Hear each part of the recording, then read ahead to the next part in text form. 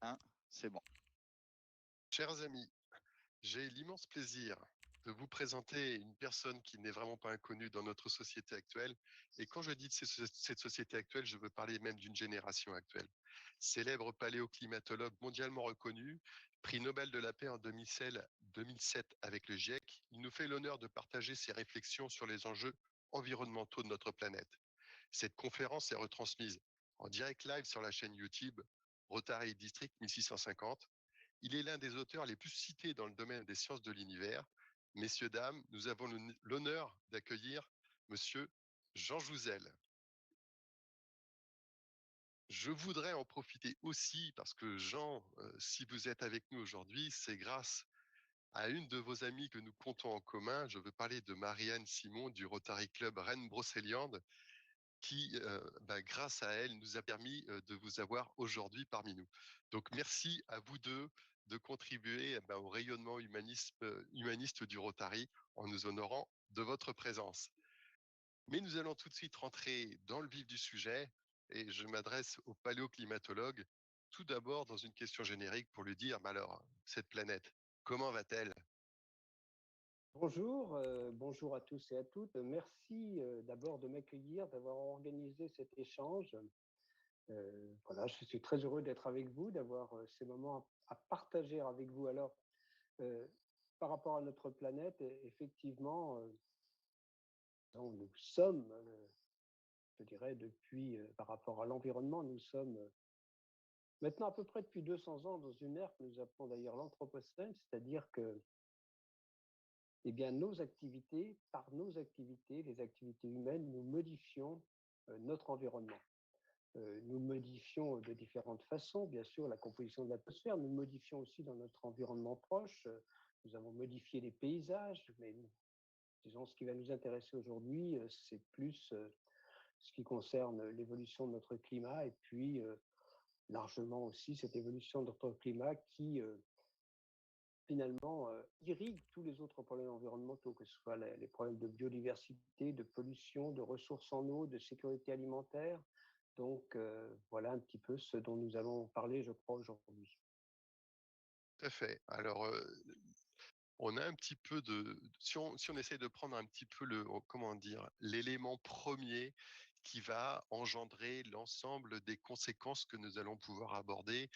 Je parle du stress hydrique, du réchauffement climatique, du changement des courants des océans. À votre avis, le premier élément déclencheur, s'il y en avait un, ce serait lequel? Alors vraiment, je crois que le réchauffement climatique est au cœur des problèmes environnementaux auxquels nous allons avoir collectivement, je dirais, à faire face au cours des prochaines décennies et au-delà. Alors, pourquoi l'est-il? D'abord parce que c'est une réalité. Donc, quand disons 2020 est clairement l'année la plus chaude. Alors, pour ce qui concerne l'Europe, une des plus chaudes pour ce qui concerne de la planète depuis 150 ans. Euh, Disons que les 6 dernières années sont les 6 années les plus chaudes que nous avons connues, là aussi depuis le début du XXe siècle. C'est tout à fait remarquable à l'échelle planétaire. C'est vrai aussi à l'échelle de notre pays. Donc le réchauffement climatique est bien là et ce n'est pas une surprise. Ce réchauffement climatique, eh bien, nous avons en fait modifié la composition de notre atmosphère par nos activités. Euh, Si nous regardons une année comme 2019, les statistiques sont disons, disponibles. Pour ce qui concerne, nous avons émis 37 milliards de tonnes de gaz carbonique, de dioxyde de carbone, simplement par l'utilisation de combustibles fossiles. Nous y ajoutons probablement 5 à 6 milliards de tonnes à cause de la déforestation, 1 à 2 milliards liés à la fabrication du ciment. Et puis, en fait, il y a d'autres gaz à effet de serre, le méthane, le protoxyde d'azote, dont une partie est liée aux pratiques agricoles. Et nous avons émis à peu près 57 milliards d'équivalents CO2 en 2019, dont largement plus de 70% liés à l'utilisation des combustibles fossiles. Alors, ce sont des gaz à effet de serre. Alors, le premier gaz à effet de serre, c'est la vapeur d'eau. Nous n'en modifions pas les quantités dans l'atmosphère directement par nos activités. Et cette augmentation des gaz à effet de serre eh bien, se traduit par une disponibilité plus grande, en fait, une partie de la chaleur, une fois qu'elle a été réfléchie à la surface de la planète, les rayonnements solaires, une partie est absorbée sur le chemin du retour et augmenter la concentration de gaz à effet de serre d'une façon très simple, augmente la quantité de chaleur disponible pour assurer l'équilibre thermique de l'atmosphère et de ce qui interagit avec l'atmosphère, l'océan de surface, les surfaces continentales, les glaces polaires. Ce qui est important, en fait, on a augmenté le chauffage depuis 200 ans, on a à peu près augmenté le chauffage de 1%. Alors ça peut paraître minime, mais c'est bien ce qui est à l'origine de du réchauffement que nous vivons actuellement. En fait, ce qui est important, c'est que de ce 1% supplémentaire, il n'y a que à peu près 1% qui est utilisé par l'atmosphère. Et en fait, l'essentiel de cette chaleur supplémentaire va dans l'océan, 93% à peu près, un peu plus de 90%. Et c'est donc dans l'océan qu'il faut aller voir ce qui se passe. Et là, vraiment, le diagnostic est très clair. L'élévation du niveau de la mer, elle était de 1 à 2 mm au XXe siècle par an. Elle est maintenant entre 3 et 4 mm par an. Et elle est liée pour environ un tiers à la dilatation de l'océan.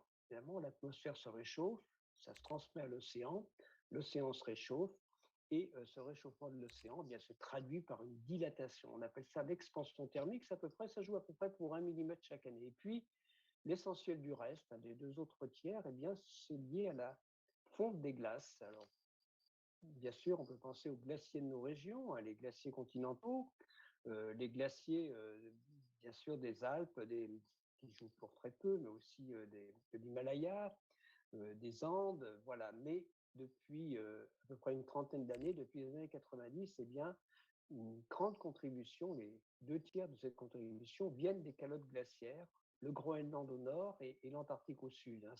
Moi, je me suis beaucoup intéressé disons, à ces calottes glaciaires. Je suis moi-même glaciologue. Je m'y suis intéressé toute ma carrière scientifique. Disons qu'il est quand même, disons, je suis moins actif sur le volet scientifique, mais je m'y intéresse toujours. Et je m'y intéresse surtout en tant qu'archive disons, de notre climat, mais elles ont un rôle très actif aussi, je dirais presque malheureusement, par rapport à l'élévation du niveau de la mer, puisqu'actuellement, Groenland et Antarctique, c'est pratiquement 2 mm chaque année d'élévation du niveau de la mer. Donc, ce qui est important, c'est que dans cette élévation du niveau de la mer, bien documentée, disons, augmente, elle est 2 fois plus rapide qu'il y a une cinquantaine d'années, et bien, dans cette élévation du niveau de la mer, eh bien, nous avons une double indication du réchauffement climatique, à la fois le réchauffement de l'océan et la fonte des glaces.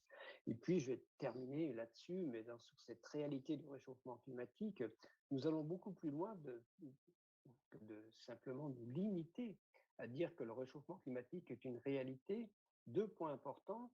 D'abord, le réchauffement climatique disons, depuis les années 50, c'est pratiquement 1 mm chaque année. Et ce réchauffement climatique, eh bien, on peut l'attribuer complètement aux activités humaines. En fait, les causes naturelles de variation du climat ne jouent que pour 1/10 de degré sur cette période-là. Donc, pour 1/10 de degré, et donc, on peut dire de façon quasi certaine que le réchauffement climatique est lié aux activités humaines. Et puis, dernier point, eh bien, ce qui est important, ce que nous vivons aujourd'hui, c'est ce qui avait été anticipé il y a une trentaine d'années par mes collègues climatologues. En fait, en termes de rythme du réchauffement climatique, d'élévation du niveau de la mer qui s'accélère, nous sommes sur un rythme de réchauffement de 2 à 3/10 de degré par décennie, d'amplification dans les régions polaires qui est déjà observée, mais aussi d'extrêmes climatiques qui deviennent de plus en plus perceptibles. Il y a tout ce que nous vivons aujourd'hui, c'est ce qui avait été anticipé il y a maintenant 30 ans par les modèles climatiques. Et ça, vraiment, ça nous invite à prendre au sérieux ce que mes collègues modélisateurs du climat envisagent à horizon des 30 prochaines années jusqu'à 2050 et au-delà. C'est vraiment la raison pour laquelle disons alors, j'insiste sur le rôle clé du réchauffement climatique par rapport aux problèmes environnementaux. Évidemment, on parle par exemple de perte de biodiversité, c'est tout aussi important. Eh Nous allons bien, en parler. Nous allons en voilà, parler. donc allez-y. Alors, juste pour être bien clair pour toutes les personnes qui nous écoutent, je me souviens très bien des messages que vous avez lancés dans les années 90 avec Claude Lorius, notamment, où vous aviez annoncé ces évolutions du climat si on ne changeait pas nos comportements. Pour être bien précis, si durant ces 30 années, les sociétés n'avaient pas produit du CO2 tel qu'elles l'ont fait, quelle serait notre situation aujourd'hui? Donc, eh bien, nous étions quelques chiffres en milliards de tonnes de CO2, 27 milliards de tonnes en 70, à peu près un peu moins de 40 en 90. Et en fait, on a augmenté de largement 60-70% sur les 30 dernières années, entre 1990 et 2020, nos émissions de gaz à effet de serre. Et en fait, il aurait fallu, au contraire, qu'elles diminuent pour ça. Dès en 1992, nos Oui, gouvernants, les chefs de gouvernement nous disent qu'il faut diminuer nos émissions. C'est l'objectif du protocole de Kyoto en 1997. Donc la Convention climat se met en place en 92 et dès en 1997, c'est le protocole de Kyoto. Mais malgré les trois accords que nous avons connus, donc ces trois grandes conférences climat, il y en a une chaque année, mais il y a celle où des accords sont mis en place, Kyoto, Copenhague en 2009 et puis Paris en 2015, et bien malgré, je dirais, l'alerte donnée par la communauté scientifique, malgré ces grandes conférences et ces accords, eh bien, et la conviction, et tout le monde en est convaincu, qu'il aurait fallu diminuer nos émissions de gaz à effet de serre, eh bien, celles-ci n'ont pas arrêté d'augmenter. C'est ça le problème auquel nous faisons face. Et nous sommes vraiment à un tournant. Donc, euh, si nous n'avions pas augmenté nos émissions de gaz à effet de serre, je dirais depuis les années 90, eh bien, nous serions en bien meilleure position pour respecter l'objectif que, disons, auquel j'adhère, qui est celui de l'accord de Paris, c'est-à-dire de prendre des mesures pour que le réchauffement climatique soit limité à 2 degrés par rapport au pré-industriel. Alors ça, c'est un peu notre jargon quand même, hein, c'est-à-dire donc 1 degré de plus qu'aujourd'hui. Hein. Et pourquoi j'y adhère? Eh bien, tout simplement, c'est du bon sens, c'est-à-dire que nos gouvernants ont compris qu'on ne pouvait pas laisser le réchauffement climatique, disons, se mettre en place sans y prendre garde. Et que si on voulait que les jeunes d'aujourd'hui puissent s'adapter, il y a le réchauffement climatique est inéluctable, mais pour que les jeunes d'aujourd'hui puissent s'y adapter dans la deuxième partie de ce siècle, il faut qu'ils soient limités. Et c'est donc cela, et nous serions en bien meilleure position que nous ne le sommes actuellement.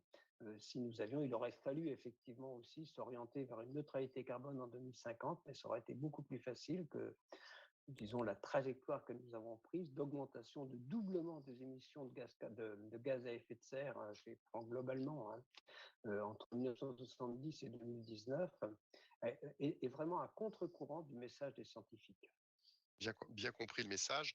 Alors, j'entends bien le distinguo enfin la nuance, ce n'est pas une nuance, que vous faites, la généralisation que vous faites quand je vous parle du CO2 et des gaz à effet de serre. Est-ce qu'on pourrait avoir une idée de la proportion du CO2 pour effet dans les gaz à effet de serre? Oui, c'est un peu les chiffres que je vais répéter, qui sont ceux de 2019. Disons, en CO2, nous avons eu en 2019 à peu près 45 milliards de tonnes de CO2 euh, au niveau de la planète, c'est-à-dire à peu près 6 tonnes par habitant, entre 6 et 7 tonnes par habitant en moyenne. Et on y ajoute, alors de ces 45 milliards, il y en a 37 qui étaient dus à notre utilisation de combustibles fossiles. Hein, donc, et le reste à la déforestation, à la fabrication du ciment.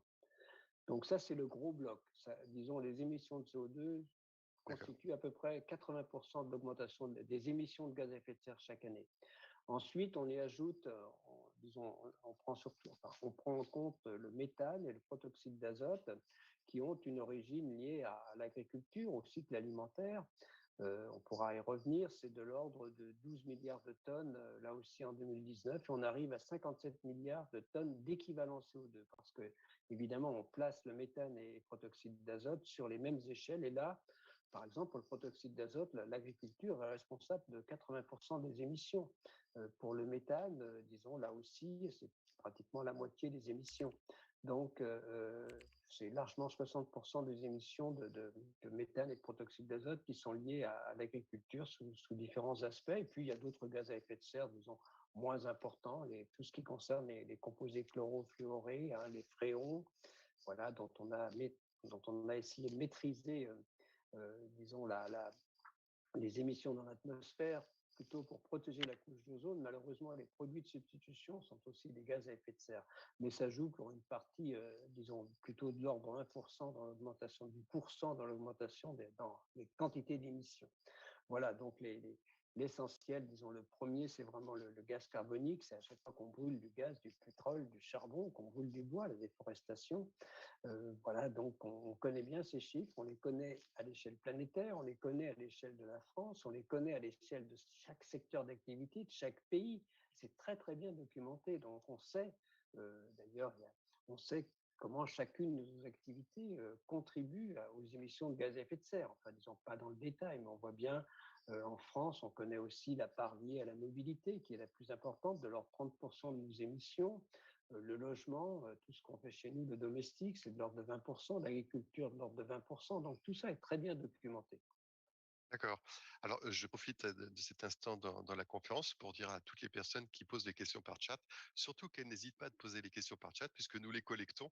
Et à la fin, bien entendu, je les poserai à Jean Jouzel. Peut-être pas l'ensemble des questions qui tombent là, parce que je pense qu'il nous faudrait 3 jours pour y répondre. On va essayer de se limiter dans le temps. Alors, oui, vous êtes dans tout ce que vous avez dit, il y a un moment où vous avez mis l'accent effectivement sur la biodiversité. Alors, d'un côté, j'entends bien votre discours qui est: nous avons clairement identifié les causes, les quantités et ce qu'il faudrait faire pour que on puisse inverser la tendance ou au moins stopper l'évolution. Maintenant, pour ce qui est de la conséquence sur, on va dire, les grands piliers de l'équilibre de notre planète, il y a celui de la biodiversité qui nous envoie des feux rouges absolument extravagants en ce moment. Oui, effectivement. Donc, autant pour ce qui concerne le climat, je m'appuie largement sur le rapport du GIEC. Donc, vous l'avez dit, j'y ai participé pendant une vingtaine d'années. J'ai été vice-président de son groupe scientifique pendant une quinzaine d'années. Autant donc pour la biodiversité, il y a l'équivalent, donc ça s'appelle une plateforme de l'IPBES, hein, donc pour ceux qui connaissent, voilà. Donc cet exercice a été fait. Et il y a eu disons, un rapport publié très complet, publié en 2019, j'allais dire l'an-dernier, non, en 2019, je crois. Et alors le constat est très clair. Le constat est d'ores et déjà très clair. Disons, le réchauffement climatique sur les dernières décennies est déjà la troisième cause de perte de biodiversité. Après nos actions directes, après, voilà, il y a évidemment aussi la pollution qui peut jouer un rôle sur la perte de biodiversité, mais d'ores et déjà, eh bien, le, disons, le réchauffement climatique disons, contribue à une perte de biodiversité. Alors, ce qui est important, c'est que si nous laissions le réchauffement climatique sans nous en préoccuper, disons, nous pourrions alors aller vers des réchauffements de 4 à 5 degrés à la fin de ce siècle, eh bien, en fait, nous aurions pour beaucoup d'espèces, presque la moitié des espèces, faune ou flore, celles-ci ont une capacité de déplacement qui serait inférieure, alors pas toutes, mais une partie des espèces ont une capacité de déplacement qui serait inférieure à la vitesse de déplacement des zones climatiques. Alors on comprend bien que dans ce cas-là, évidemment, un réchauffement climatique rapide et important exacerbe la perte de biodiversité qui n'a pas besoin de ça, puisqu'il y a aussi nos activités sur la biodiversité ordinaire, y compris dans nos régions. Je dirais que le remembrement, disons la modification des paysages au sens large n'a pas été favorable au cours des 50 dernières années à la préservation de la biodiversité. C'est très clair. Donc, voilà, donc il y a bien sûr la biodiversité dans d'autres pays aussi, la déforestation dans d'autres pays nuit à la biodiversité. Disons, mes collègues faut bien voir que même sans tenir compte de ce risque additionnel lié au réchauffement, à un réchauffement climatique qui ne serait pas maîtrisé, je le dis bien, s'il était maîtrisé, ça serait effectivement plus, disons, moins dommageable pour la biodiversité, eh bien, mes collègues nous disent, spécialistes dans ce domaine, parlent de sixième extinction, et ceci sans tenir compte de ce problème de réchauffement climatique. Donc, c'est un véritable problème en soi, la perte de biodiversité en lui-même, mais c'est aussi un problème sur lequel, disons, il y a une exacerbation liée au risque de réchauffement climatique important, c'est très clair. D'accord, très bien. Alors, je prends une question dans le chat. Alors, on a toujours besoin de se positionner et pour se positionner, les gens ont besoin de se comparer. Alors, allons-y de la petite comparaison sur les milliards de CO2 qui sont produits Mmh. malheureusement par l'activité humaine sur notre planète. Est-ce qu'on a un petit peu une idée de la répartition Bien, Chine, USA, Inde? Alors, ce que j'aime bien dans bien cette sûr. question, c'est qu'il y a Chine, USA, Inde, mais il n'y a pas Europe. On s'exclut Donc d'une île. j'essaie de non, non, mais justement, on pourrait mettre l'Europe, non, donc alors dans l'ordre, c'est, bien sûr la Chine. Alors la Chine, disons, il y a 20 ans, c'était les États-Unis qui étaient le premier pays émetteur en quantité on parle bien de l'ensemble des gaz à effet de serre, ou même pour les gaz carboniques qui en est le principal, contributeur. Depuis 2005, la Chine est passée devant et maintenant pratiquement, la Chine émet le double des États-Unis en termes de gaz carbonique. Et donc, à eux deux, ils arrivent à peu près à la moitié des émissions. Ensuite, l'Europe, c'est un peu moins de 10%, l'Inde 6 à 7%, et ensuite viennent les autres pays, la Russie. Donc, tout cela, c'est bien documenté. Alors, par tête d'habitant, en France, nous sommes entre 6 et 7 tonnes d'équivalent CO2, en légère diminution depuis une trentaine d'années, mais nous reviendrons peut-être, cette diminution n'est pas du tout disons, en phase avec les objectifs que nous affichons dans la loi climat-énergie. Et puis, surtout, il y a un point qui est important, qu'il faut bien garder à l'esprit, c'est que si on tient compte des importations et des exportations, alors là, donc on parle de, disons, d'émissions CO2, d'équivalent CO2, entre 6 et 7 tonnes pour un Français, donc c'est à peu près la moyenne globale, hein, la moyenne planétaire. Et mais si on tient compte des importations et des exportations, alors on importe beaucoup plus de biens et de matériaux, disons, générateurs d'effets de serre en dehors de nos frontières que nous n'en exportons, c'est très clair, et on passe entre 11 et 12 tonnes d'empreinte carbone, et celle-ci ne diminue pas, hein, donc elle a plutôt tendance à légèrement augmenter. Donc voilà où nous en sommes pour la France. Alors, nous sens que actuellement, ça a été redit dans ces discussions entre Joe Biden et puis dans ce sommet climat d'il y a 2 jours. Évidemment, un Américain, ça reste 3 fois plus qu'un Européen en termes cette fois-ci d'émissions par habitant. Un Français, donc je l'ai dit, hein, Mm. si on se limite aux émissions nationales, on est à peu près sur la moyenne planétaire. Un Chinois, par exemple, disons, en émissions nationales, c'est à peu près comme un Européen moyen actuellement, hein. Donc, voilà, donc les Chinois émettent beaucoup, mais ils émettent, à un moment, disons, les Indiens émettent beaucoup moins, et 4 fois moins que les Chinois, alors que leur population devient presque comparable, hein. Et bon, ça, par tête d'habitant, évidemment, un Indien émet beaucoup moins que les Chinois, mais les Chinois, disons, le mode de vie des Chinois actuels nous les amène en termes d'émissions par habitant à un niveau quasiment équivalent à un Européen moyen. D'accord, très bien. Alors nous avons un petit peu vu la répartition de ces productions de CO2 dans ces grandes masses au niveau des continents. On a parlé de l'effet de serre, ça c'est certain, des conséquences sur la biodiversité. Ça, on envisage aussi un stress hydrique sur notre planète. Alors ça, c'est une question un petit peu enfin, très intéressante, mais comment l'aborder? Parce que de l'eau, il n'y en a pas moins sur la planète, c'est sa forme et comment qui a une incidence sur la vie de l'homme, c'est ça? Oui, donc effectivement, quand on parle, il ne faut surtout pas restreindre les conséquences du réchauffement climatique à une simple augmentation de la température, qui est déjà un problème pour nous-mêmes, pour les écosystèmes.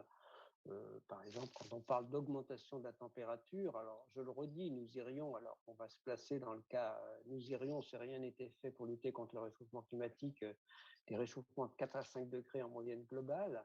Mais un des points importants, et c'est vrai pour la France, c'est que les températures, les pics de température, les pics de chaleur, les records de température augmentent 2 à 3 fois plus rapidement que les températures moyennes. Donc même un réchauffement de 2 à 3 degrés supplémentaires, nous aurions des pics de chaleur de 5, 6, 7 degrés supplémentaires. Et d'ailleurs, c'est un peu anecdotique, mais euh, disons que j'ai commencé à faire des conférences dans les années 80 par rapport au réchauffement climatique, hein. J'ai commencé ma thèse en 1968, donc vous voyez, maintenant, je suis rentré au CE en 1968 et j'y suis toujours. Donc, donc c'est vraiment C'est vraiment à partir de ce réchauffement est vraiment là. Hein. Donc, quand j'en parlais au départ, je n'osais pas parler en France de température supérieure à 40 degrés. Et en fait, ou à 45 degrés, on ne nous a même pas l'évoqué. En fait, les 46 degrés ont été atteints en France l'été 2019. Hein. Donc, vous voyez, on passe dans un autre monde. On pourrait passer avec des records de température l'été qui atteindraient 50 degrés en France. Mais ça, c'est un point important, les températures, mais c'est encore plus important peut-être pour notre vie de tous les jours aussi, l'accès à l'eau, disons que les précipitations. Et là, il y a un point important. Alors, le premier point, vous avez raison, c'est très clair. Euh, Globalement, la température de l'océan augmente, donc il y a plus d'évaporation, il y a plus de vapeur d'eau dans l'atmosphère, et comme celle-ci n'y reste pas, tout simplement, eh bien, la quantité de précipitations euh, à l'échelle planétaire, dans un climat plus chaud, sera plus importante. Mais, alors de quelques pourcents, et déjà il y a plus de vapeur d'eau dans l'atmosphère, on le voit bien, et c'est ça qui amplifie le réchauffement climatique, puisque cette vapeur d'eau est un gaz à effet de serre. Mais disons, en termes, le problème des précipitations, c'est que le réchauffement climatique a le mauvais goût d'augmenter les précipitations dans les régions où il y en a déjà assez. Hein, par exemple, l'hiver sur le nord de l'Europe, hein, ça n'a pas beaucoup d'intérêt. Voilà, donc, en fait, elle diminue dans les régions qui, disons, sont plutôt demandeuses de précipitations, comme le pourtour méditerranéen, que ce soit sa rive nord ou sa rive sud.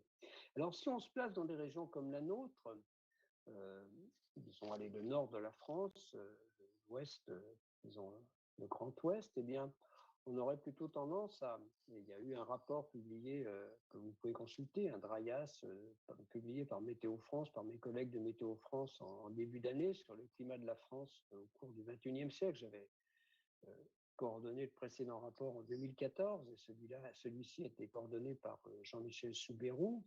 Eh bien, ce rapport nous dit clairement que en France, dans la partie nord de la France, globalement, les précipitations ne devraient pas beaucoup se modifier, mais elles auront tendance à s'accroître l'hiver et à diminuer l'été. Ça, c'est quand même pas très bon pour nous. Alors, s'accroître l'hiver, on comprend bien ces hivers de plus en plus doux. Alors, c'est pas le cas tous les hivers, mais disons, quand il y a un hiver doux avec de nombreuses perturbations qui nous viennent de l'océan Atlantique, disons en Bretagne en général, eh bien, il y a beaucoup de précipitations, c'est normal. Voilà, donc pas dans le cas évidemment de vent d'Est, comme on a connu au cours depuis une période assez longue maintenant. Mais voilà, donc ce mécanisme est bien là. Et, mais le problème, ce n'est pas que celui-là, c'est que même dans une région comme la nôtre, eh bien, ce qui se passe, même, on va partir d'un état, disons, d'une hypothèse qui est celle d'une quantité de précipitation qui reste pratiquement constante à l'échelle annuelle, alors avec cette modulation saisonnière, eh bien, même dans ce cas-là, eh bien, et on le voit très bien en modélisant le flux des fleuves et des rivières, le flux, disons, les eaux de surface ont tendance à diminuer. Pourquoi? Eh bien, parce qu'on augmente l'évaporation. Même si les précipitations restent les mêmes, 1 degré de plus, c'est 5, 6, 7% de plus d'évaporation. Et donc, voilà. Donc, dans nos régions, eh bien, on voit, les simulations montrent que, donc, par exemple, le bassin Seine-Normandie, aussi le bassin Loire-Bretagne, eh bien, il y a une diminution très nette qui peut aller jusqu'à 40% du débit des fleuves et des rivières, des débits d'étiage l'été. Et ça, c'est important, c'est-à-dire qu'il faut s'attendre disons, quand même à à moins de disponibilité en eau, y compris dans nos régions. Évidemment, c'est encore disons, plus marquant dans des régions où les précipitations vont diminuer. Si on va dans le sud de la France, sur le pourtour méditerranéen, eh bien là, c'est effectivement un problème qui pourrait devenir un peu critique dans certaines régions. Bon, bien sûr, on est quand même dans un pays où l'eau disons, je dirais, quasiment disponible à volonté, mais voilà, c'est le problème. Ensuite, il y a des régions comme la Méditerranée qui souffrent à la fois, qui risquent le pourtour méditerranéen et qui risquent à la fois de souffrir disons, d'une sécheresse chronique, enfin, disons, de moins en moins de précipitations en moyenne, de plus d'évaporation, et puis quand même d'événements méditerranéens, comme on les connaît déjà depuis, on en parle pratiquement chaque année à l'automne, qui peuvent être assez meurtriers. Il y a eu, je crois, encore cette année, une vingtaine ou une trentaine de décès. Donc, ces événements méditerranéens, qui, eux, se traduisent des événements très brefs, mais avec des précipitations très importantes. Donc, vous avez raison de poser la question de l'eau parce qu'elle conditionne l'organisation de nos sociétés. Disons qu'on voit bien qu'il y a, disons, il y a une nécessité effectivement de réfléchir à notre utilisation de l'eau. C'est le rôle des agences de bassin. Il y a déjà une certaine compétition entre l'utilisation, entre le monde agricole, le tourisme, l'utilisation pour l'énergie, l'alimentation. Voilà, et donc cette compétition risque de devenir plus aiguë dans certaines régions, peut-être moins dans la nôtre, dans l'ouest de la France, mais il faudra quand même y veiller. D'accord, très bien. Bien compris. Alors là, je vais aller dans un domaine que là, vous maîtrisez, je pense très, très bien. Je ne vais pas aller au niveau des glaces, mais je veux parler au niveau des courants. À quel point on ne se rend pas compte finalement quelle est l'influence des courants sur le climat et surtout quelle influence a le réchauffement climatique sur les courants qui lui-même peut avoir une répercussion sur les climats. Ce système de boucle. Oui, donc, ben, disons, prenons notre région. Si nous avons des conditions beaucoup plus clémentes, disons en particulier l'hiver, que sur la côte ouest des États-Unis, du côté Pacifique, eh bien, c'est que nous bénéficions de ce fameux Gulf Stream. En fait, c'est un courant de surface part du golfe du Mexique et qui a une branche qui va jusqu'en mer de Norvège et puis une autre qui va en mer de Labrador du côté du Canada. C'est la branche qui nous intéresse évidemment, c'est celle qui va en mer de Norvège. Donc, ce courant de surface, finalement, amène des eaux qui sont relativement chaudes. Évidemment, elles se refroidissent en allant vers le nord. Et pour que ce Gulf Stream fonctionne, eh bien, il faut que quand les saisons, disons, qui se sont progressivement refroidies, quand elles arrivent en mer de Norvège, soient suffisamment denses pour plonger, hein, pour qu'on comprend bien, pour que la circulation océanique se maintienne. Les eaux de surface arrivent en mer de Norvège et vont plonger. Et donc, les eaux sont d'autant plus denses qu'elles sont froides et salées.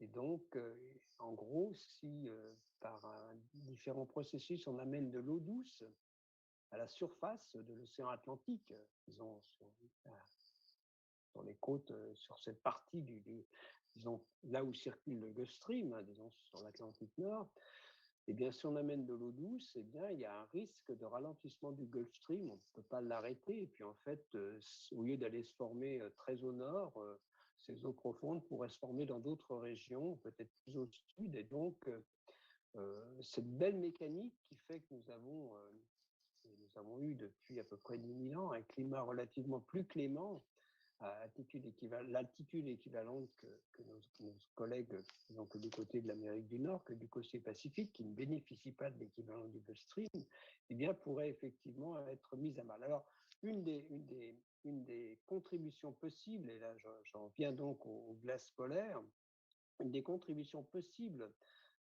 d'arrivée d'eau douce. Alors ça s'est produit, ces changements de Gulf Stream se sont produits dans le passé. C'est ce que nous avons vu dans les carottes du Groenland. Il y a des variations rapides qui sont liées à des modifications de circulation océanique. Mais la question vaut plutôt pour le futur.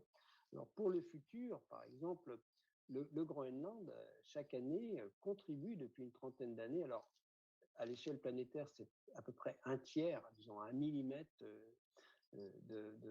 d'élévation du niveau de la mer, mais ça correspond, je crois, à 220 des kilomètres cubes, hein, de glace. Et donc, c'est une arrivée quand même relativement massive d'eau douce dans l'Atlantique Nord et ça peut ralentir effectivement le Gulf Stream, en modifier.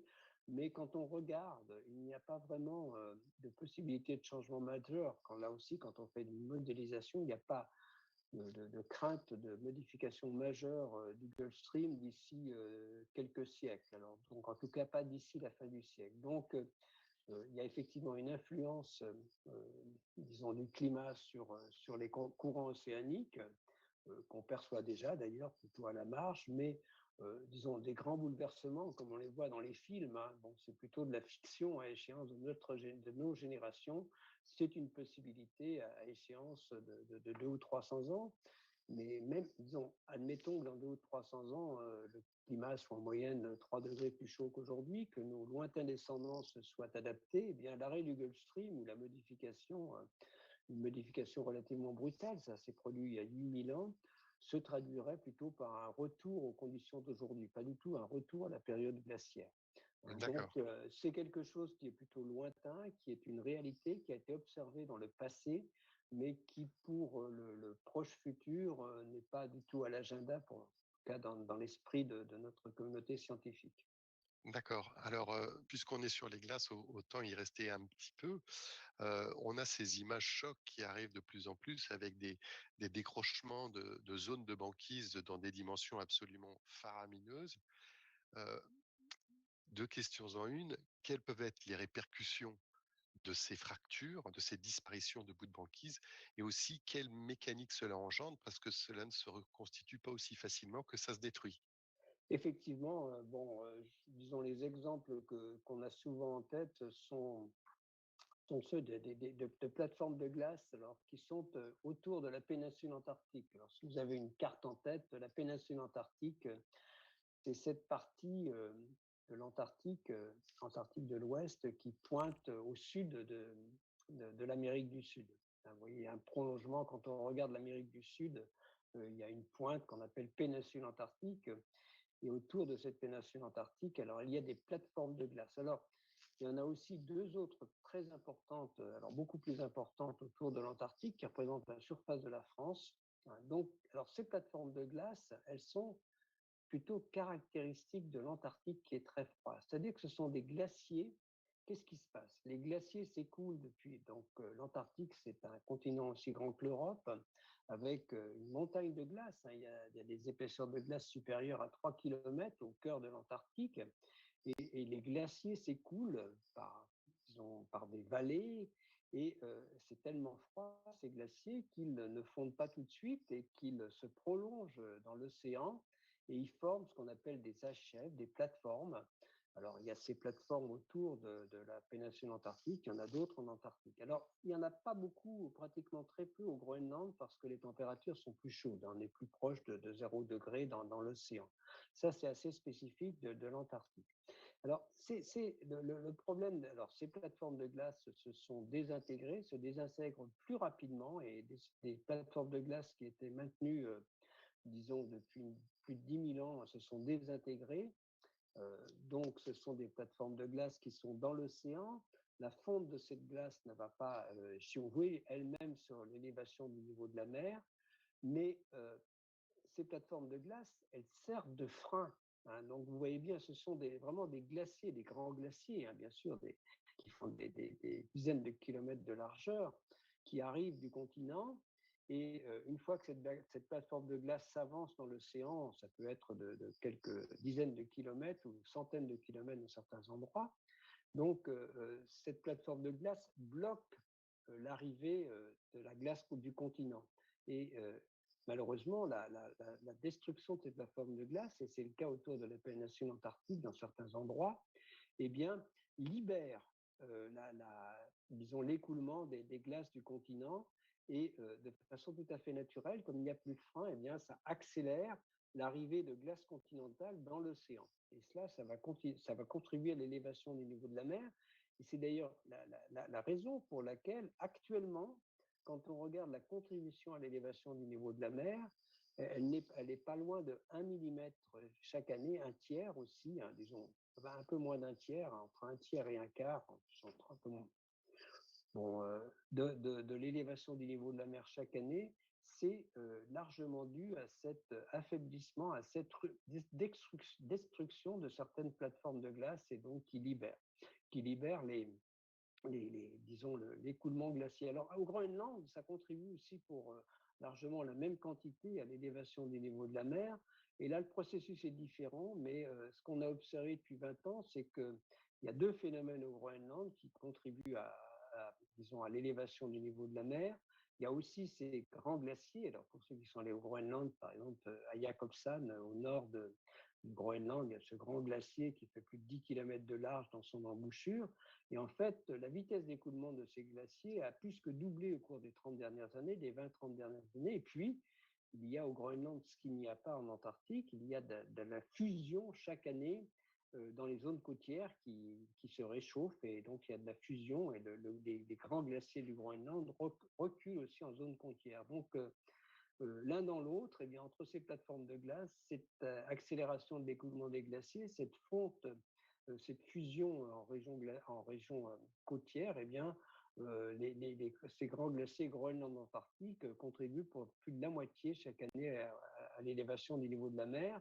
Et malheureusement, c'est cela le principal risque à long terme en termes d'élévation du niveau de la mer. Par exemple, si on dépasse 2 degrés, 2 à 3 degrés sur une période relativement longue, eh bien, ça conduira à une fonte complète du Groenland. Alors, pas tout de suite, hein, plutôt à l'échelle de quelques centaines d'années, voire d'un millier d'années, mais c'est maintenant que nous en décidons, et ça, c'est équivalent à 7 mètres, ce serait équivalent à 7 mètres d'élévation du niveau de la mer. Alors finalement, on a un petit peu les climatiseurs qui veillaient gentiment sur notre climat au pôle, qui sont en train de perdre toute leur puissance au fur et à mesure qu'elle s'écoule dans la mer, si je comprends bien. Malgré tout, c'est du froid qui va dans la mer, mais malgré tout, la mer continue à se réchauffer parce que l'effet de serre est plus important que l'effet de glaciation des glaces Oui, qui se dissolvent dans les oui, océans. oui, et puis surtout, cette caractéristique est surtout importante pour la glace de mer. Donc là, là où c'est très visible, et on en parle chaque année, mais c'est plutôt fin septembre. Disons que actuellement, si vous allez dans l'océan Arctique, d'ailleurs personne n'y va, disons en mars ou avril, hein, c'est pas, disons pour ceux qui sont allés faire du tourisme, c'est évidemment l'été, ou au Groenland, parce que justement, il y a une large partie de l'océan Arctique qui est libre de glace, voilà, y compris autour du Spitzberg, par exemple, hein. Mais ce n'était pas le cas il y a 50 ans. Disons que là, on va parler de valeur minimale, donc on parle de glace de mer. Donc ça, c'est plus le Groenland, c'est de la glace qui recouvre l'océan, qui peut faire 1 à quelques mètres d'épaisseur. Eh bien, euh, disons, évidemment, l'hiver, les superficies sont très importantes, hein.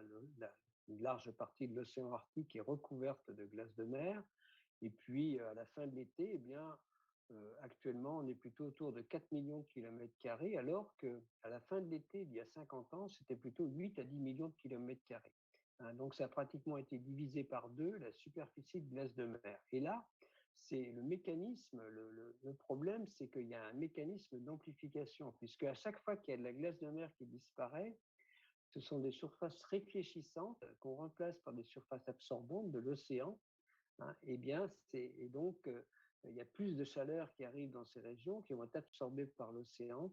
Et donc, une des causes d'ailleurs on observe d'ores et déjà que le réchauffement est 2 fois plus rapide dans les hautes latitudes de l'hémisphère nord qu'en moyenne globale. Hein. Ça peut être, disons, on observe 1 degré à l'échelle planétaire, ça peut être 2 à 3 degrés en Arctique. Eh bien, une des raisons, c'est justement le remplacement, la diminution des surfaces couvertes de glace ou couvertes de neige.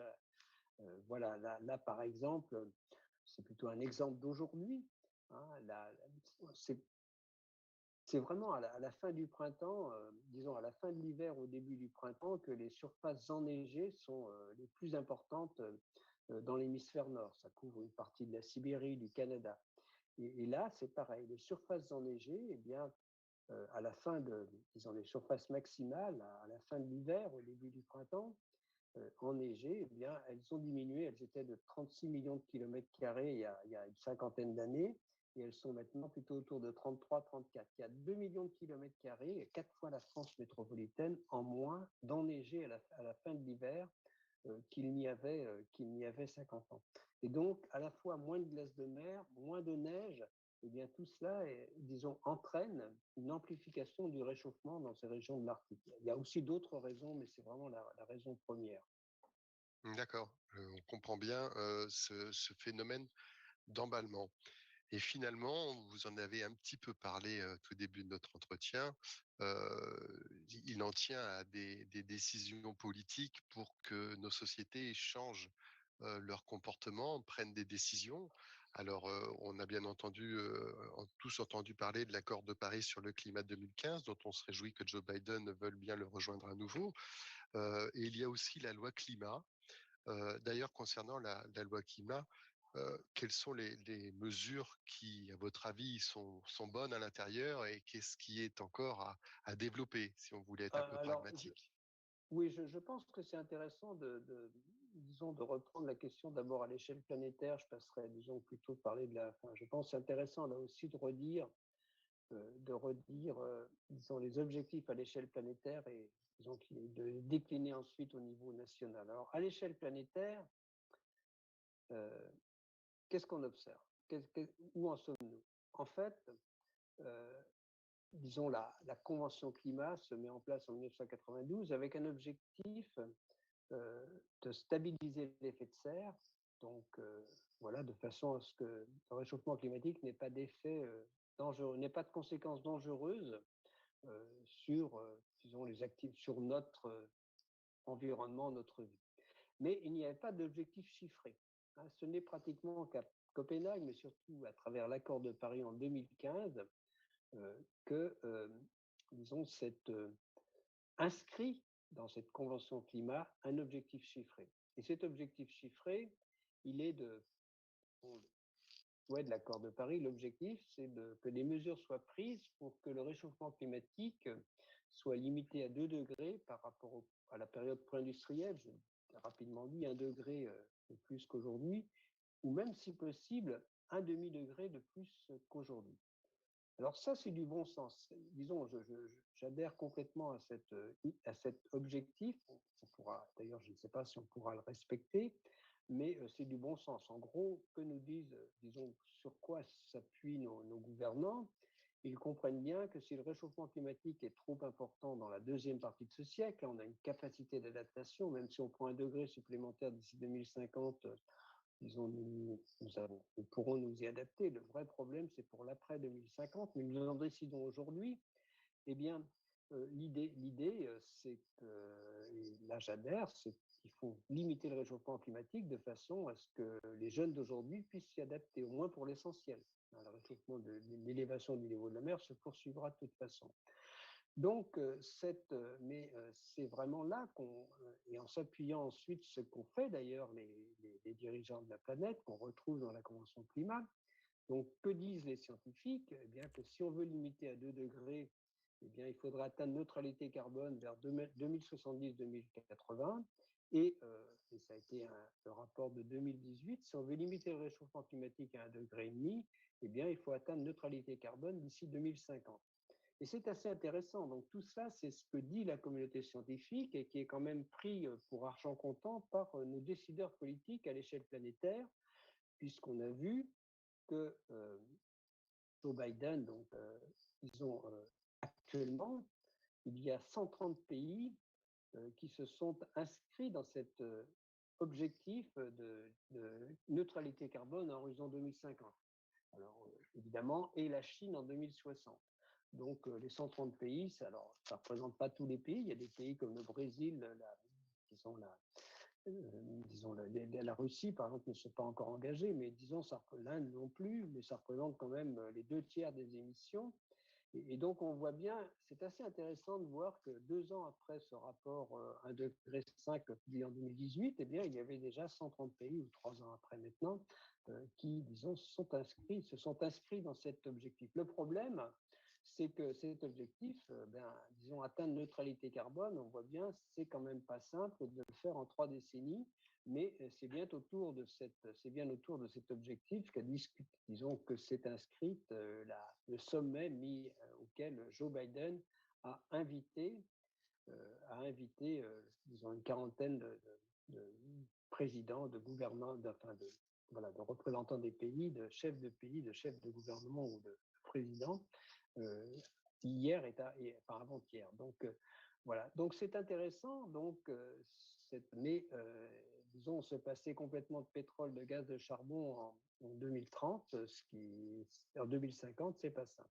Alors, l'Europe s'est alignée sur cet objectif, neutralité carbone, et évidemment, neutralité carbone en 2050, ça veut dire qu'il faut faire mieux. Et donc, disons, il ne faut pas s'y mettre au dernier moment.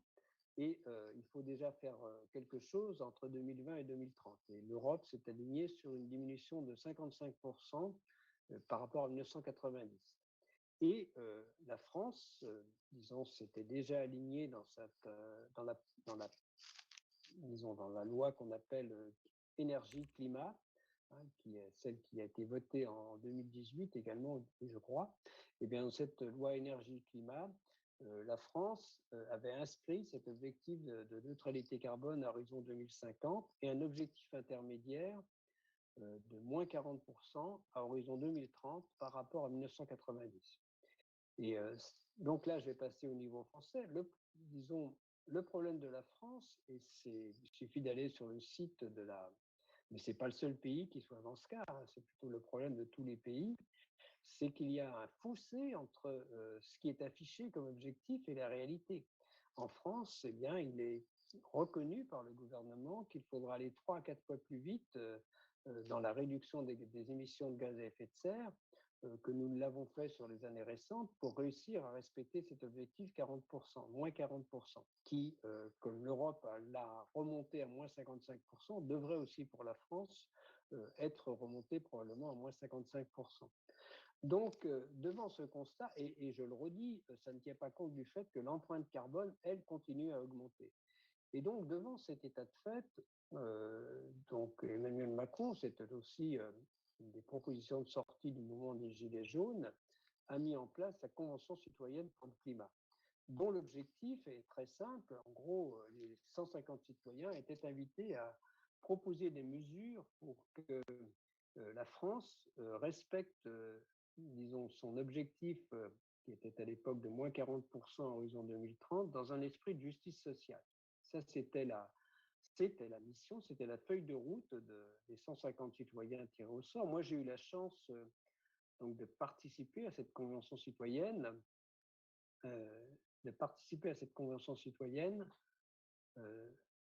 disons, comme membre du comité de gouvernance. Donc, c'était passionnant et je pense vraiment que les propositions des citoyens étaient complètement pertinentes par rapport à l'objectif qu'il aurait fixé, qui est un objectif indispensable si on veut atteindre la neutralité carbone en 2050, ce qui est inscrit dans la loi. En gros, on ne demandait pas aux citoyens d'être révolutionnaires, on leur demandait simplement que peut-on faire pour respecter la loi, les objectifs de la loi. Malheureusement, entre les recommandations des citoyens et le projet de loi, j'ai déjà eu l'occasion de le dire, il y a un fossé. C'est-à-dire que le projet de loi, bon, je pense que les recommandations des citoyens, si elles avaient été rapidement mises en place et de façon complète, aurait permis à la France de se mettre sur une trajectoire pas trop loin des moins 40%, en tout cas je l'espère. Le projet, disons, la loi telle qu'elle est actuellement, telle qu'elle va être votée, n'est pas du tout de nature à nous mettre sur cette trajectoire. Nous verrons d'ailleurs très rapidement, fin 2021 et fin 2022, avec le plan de relance qui lui-même n'est pas de nature disons, à nous mettre sur une bonne trajectoire. Donc, les mesures, ceci étant, il y a quand même des mesures qui sont dans la loi, mais par rapport aux propositions des citoyens, elles sont généralement, disons, complètement biaisées. Je vais vous donner 2 ou 3 exemples. Par exemple,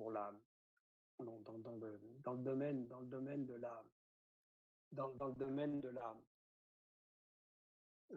domaine de la publicité, par exemple, eh bien, disons que les citoyens proposaient que la publicité, disons qu'il n'y a pas de publicité pour les produits polluants en général. Et en fait, il n'y aura pas de publicité, mais il n'y en a déjà pas pour, disons, le fioul, l'essence, voilà, le gaz. Voilà. Donc, pour les produits fossiles, il n'y en a déjà pas. Voilà. Donc, par exemple, dans le transport, eh bien, dans le transport, eh bien, par exemple, les citoyens proposaient que tous les déplacements qui prenaient moins de 4 heures en train ne pourraient plus faire l'objet d'un vol, disons, d'un voyage en avion. Disons que là, c'est devenu, donc ça représentait un certain nombre de lignes en France, de lignes intérieures, bien sûr, c'était pour favoriser le TGV par rapport à l'avion. Eh bien, c'est passé, ça sera dans la loi, mais avec 2 heures et demie. Donc, en fait, il y a pratiquement 2 ou 3 lignes qui ne pourront plus, disons, avoir de transport aérien, par exemple Rennes-Nantes, je crois, enfin non, disons, par exemple Paris-Nantes, mais disons qu'il n'était déjà plus beaucoup desservis. Donc, de toute façon, voilà. Ensuite, par exemple, un autre exemple. Prenons l'exemple donc, l'augmentation, la principale cause d'augmentation des gaz à effet de serre au cours des dernières années, c'est l'utilisation, enfin, l'achat massif de SUV, de véhicules très lourds. Hein, c'est de plus en plus à la mode. Et ces véhicules très lourds sont très émetteurs. Hein. D'ailleurs, même si c'est un véhicule électrique qui est lourd, ça consomme aussi beaucoup d'énergie. Donc, les citoyens proposaient un malus au-delà d'une tonne 2.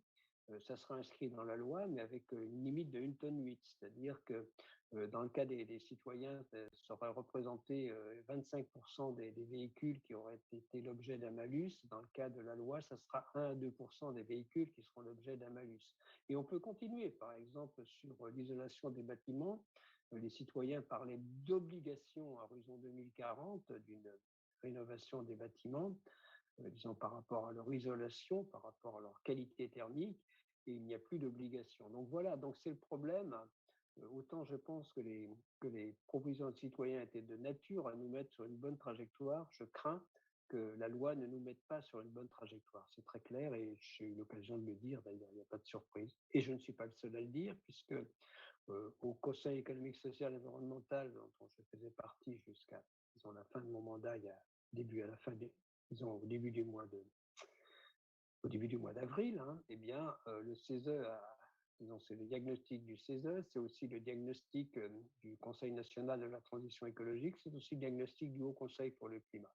Hein, pour ces trois organisations, pour ces trois, disons, ces trois rapports qui ont été produits et bien documentés, la loi n'est pas de nature à nous mettre sur une trajectoire compatible avec l'objectif de la loi. Hein, donc ça, Alors, c'est très important. avant de rentrer effectivement dans ces arbitrages de la société entre l'écologique, entre l'économique et le social, on parle toujours de ces objectifs de réduction de 40% à 2050. On a toujours Non, non, tendance, non, non, non, non. 40%, c'est en 2030. waouh, 2030, Ah pardon. oui, c'est Euh, neutralité carbone en 2050. Et en fait, finalement, de toujours parler un petit peu devant, c'est un petit peu l'écho médiatique et politique que nous avons dans nos quotidiens. Si on regarde dans le rétroviseur, est-ce qu'on a commencé à amorcer la baisse au moins? Oui, en France, oui, disons, il y a une légère baisse depuis 1990 en particulier, mais dont il est reconnu qu'elle devrait être 3 à 4 fois plus rapide qu'elle ne l'est actuellement pour nous mettre sur une bonne trajectoire. Sinon, disons ça, c'est déjà pour moins 40%, pour moins 55%, il faudrait être 4 à 5 fois plus rapide qu'on ne l'a été au cours des années récentes. Et je le redis, c'est un peu tricher avec la réalité, puisque on importe de plus en plus, en gros, de gaz à effet de serre, en tout cas de biens et de matériaux qui ont, disons, on importe, voilà, qui ont été disons, l'occasion, lorsqu'ils ont été fabriqués ou transformés, d'émissions de gaz à effet de serre à l'étranger, mais qui nous arrivent et dont logiquement nous devrions tenir compte. Donc Donc, même en parlant simplement disons, de ce qu'on appelle les émissions sur le territoire national, il faut, je dirais qu'il faut, parce que c'est quand même la loi, et donc, disons, la neutralité carbone est inscrite dans la loi, et il faut vraiment accélérer en France par rapport à ce que nous faisons actuellement. Mais ça, c'est reconnu par, justement, y compris par nos gouvernants, c'est très clair. donc, en fait, en France, on a à peu près des résultats qui commencent enfin, la tangente qui commence un peu Ouais, à s'inverser, mais d'une manière un petit peu faussée, puisque les productions qui étaient polluantes se sont déplacées sur les pays exactement. qui fabriquent à notre place.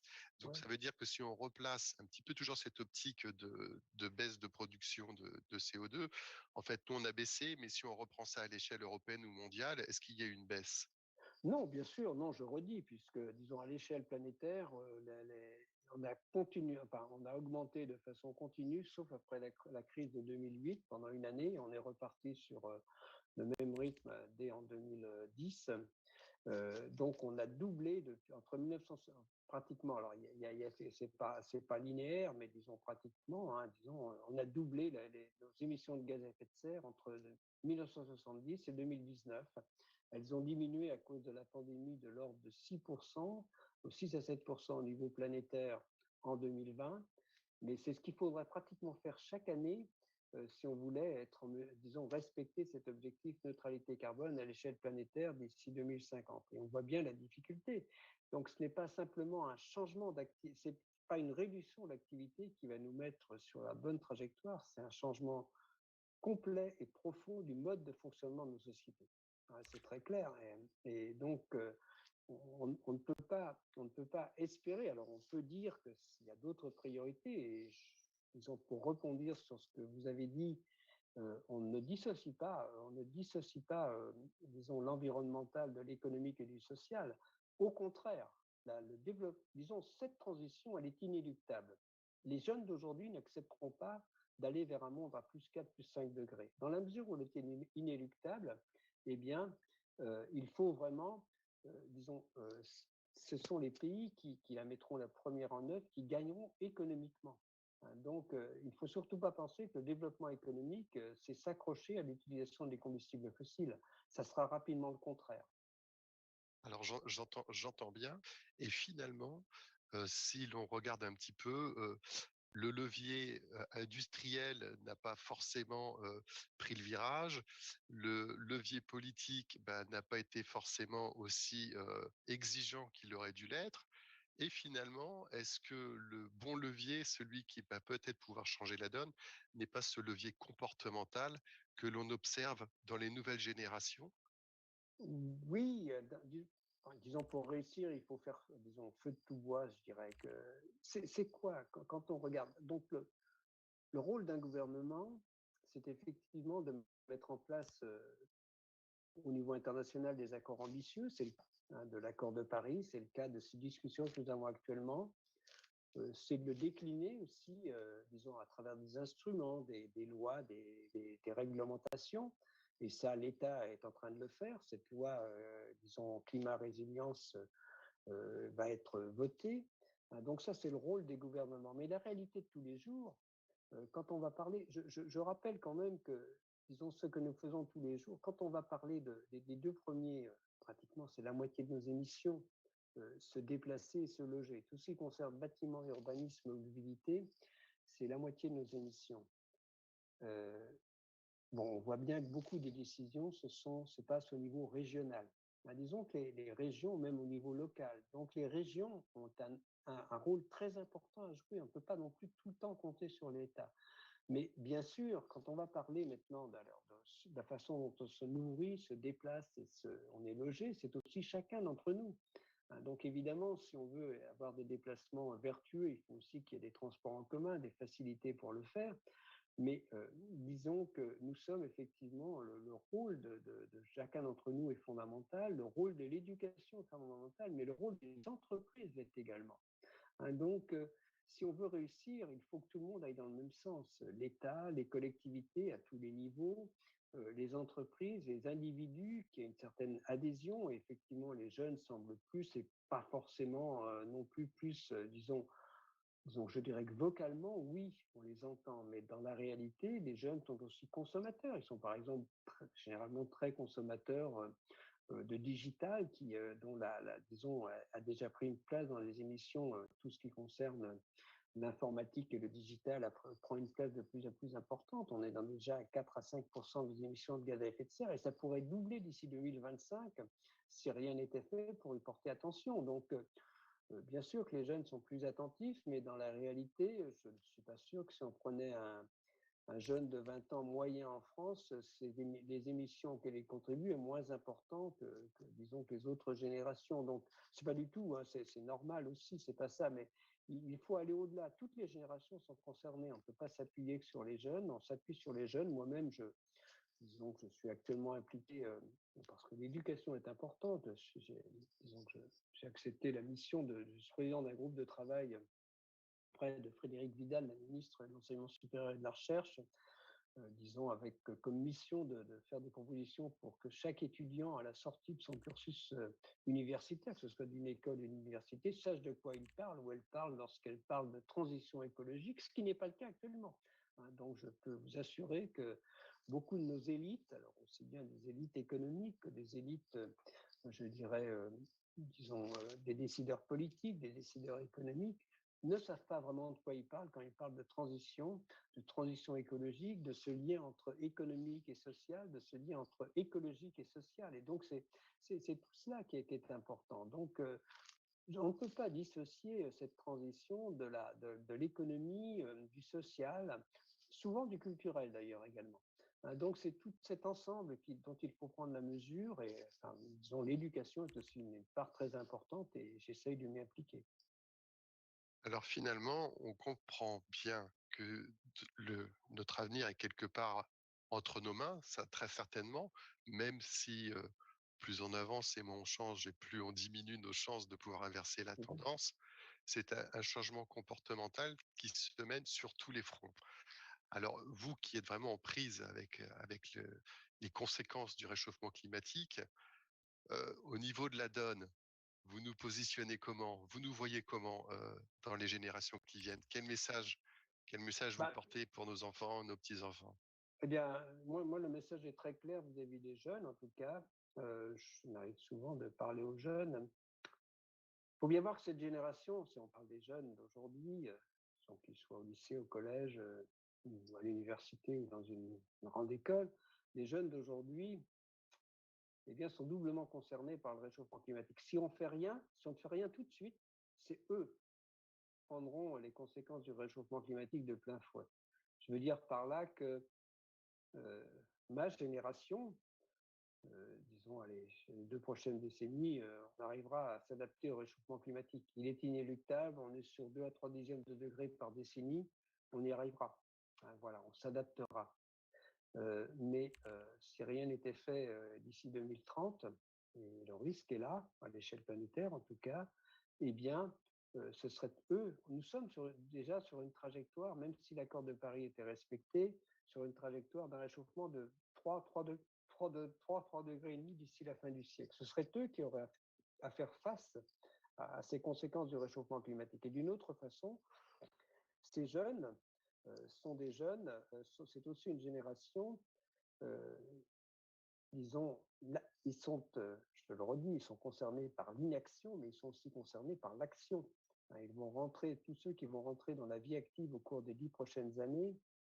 Le message que je donne, c'est que quel que soit le secteur d'activité dans lequel ils s'engagent, il n'y a aucun secteur d'activité qui puisse se dire le réchauffement climatique, la transition écologique, ce n'est pas mon problème.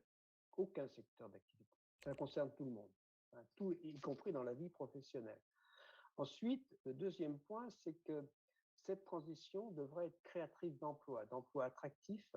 Donc, c'est vraiment des créations d'emplois. Je crois qu'il faut cesser de donner aux jeunes d'aujourd'hui, mais enfin, c'est à eux de se faire l'idée d'ailleurs de ce vers quoi nous allons. C'est bien sûr, quand on pose des questions, j'y réponds, mais disons, cette transition vers laquelle nous devrions aller collectivement, enfin, en tout cas, si nous voulons respecter cet objectif de limitation, disons, de stabilisation de notre climat, voilà, eh bien, il faut vraiment voir cette société différente comme quelque chose d'attractif pour la jeune génération.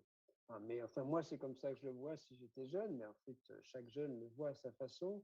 Mais il ne faut pas non plus, disons, insuffler à chaque fois l'idée disons, cette société vers laquelle nous devrions aller collectivement est moins attractive que celle dans laquelle nous avons vécu. Je ne le crois pas.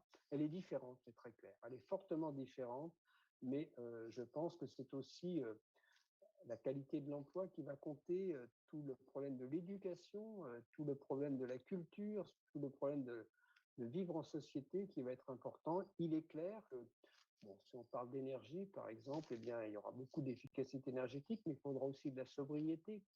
Donc, je le redis, on ne peut pas continuer, disons, un monde tel que nous l'avons vécu sur ma génération. Dont je suis rentré dans la vie active dans les années 60. Eh bien, dans ma génération, eh bien, on ne peut pas continuer sur ce rythme, c'est très clair. Donc, il faut trouver un autre rythme, mais dont je pense qu'il est tout aussi attractif pour les jeunes d'aujourd'hui. Et moi, je les invite à s'engager dans ce monde.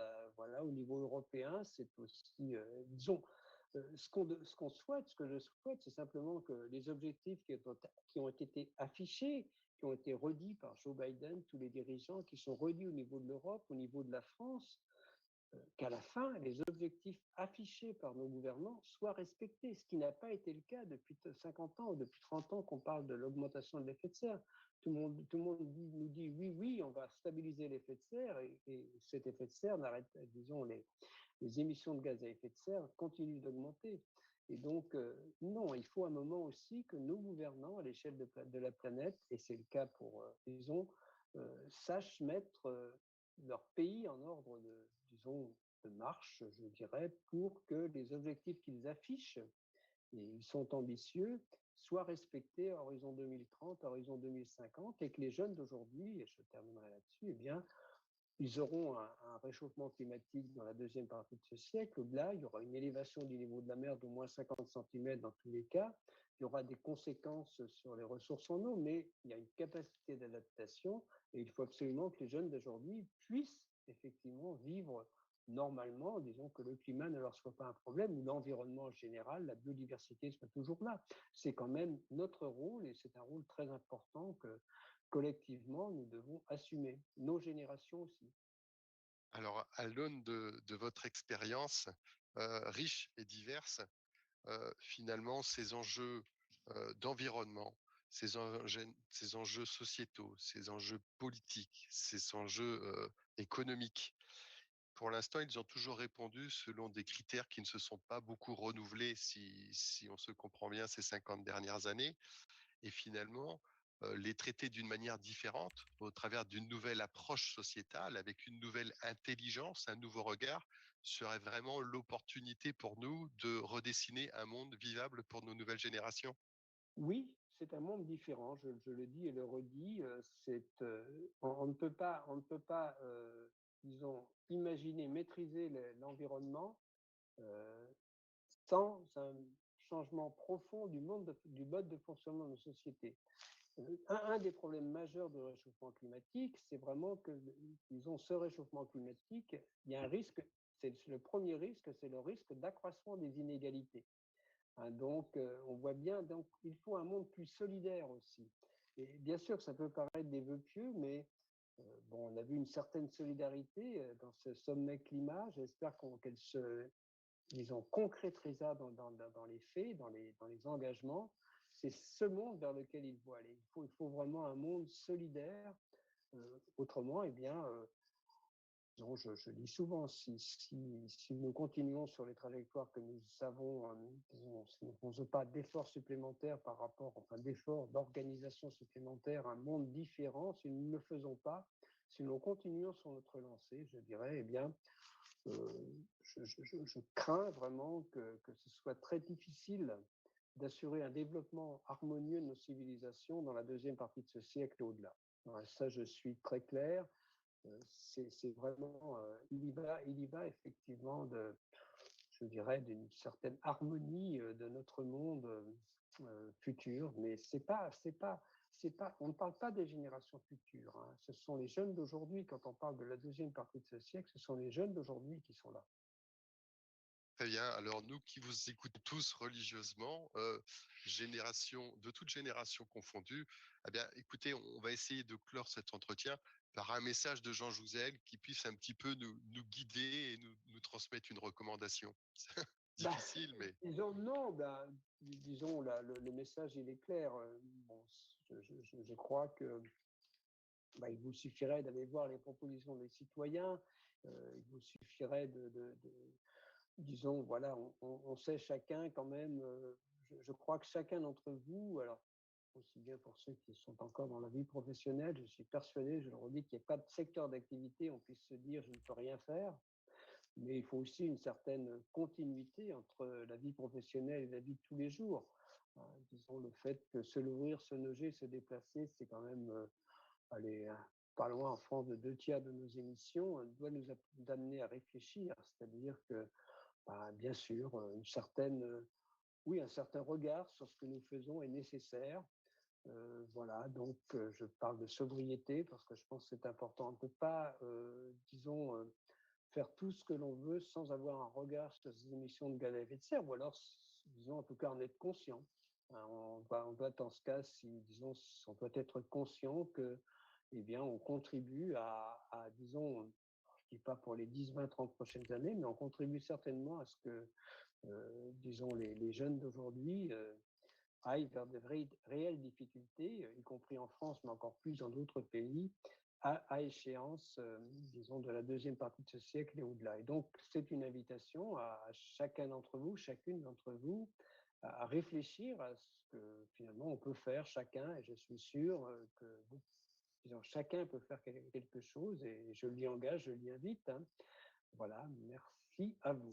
Je vous remercie beaucoup, Jean Jouzel, de participer à l'éveil de ces consciences. Nous sommes extrêmement attentifs au Rotary International à cette écoute-là. Il faut savoir que le 7e axe stratégique d'action du Rotary International devient l'environnement, et que l'ensemble des 1 200 000 Rotariens qui sont dans le monde ont dorénavant cet objectif à cœur. Et merci à vous d'éveiller nos consciences et de nous permettre d'éclairer la bonne voie. Merci Merci. beaucoup à vous, Jean Jouzel. Merci Lionel, merci à vous de votre écoute. Merci à tous ceux et celles qui ont préparé cet échange. Hein. C'était, bien sûr, je sais que c'est du travail à chaque fois. Voilà, et voilà, bonne journée, bon week-end, et puis merci de cet échange, d'avoir écouté, et puis bonne route par rapport à tous ces aspects environnementaux. Merci beaucoup. Merci beaucoup, Jean Jouzel. Au revoir. Au revoir.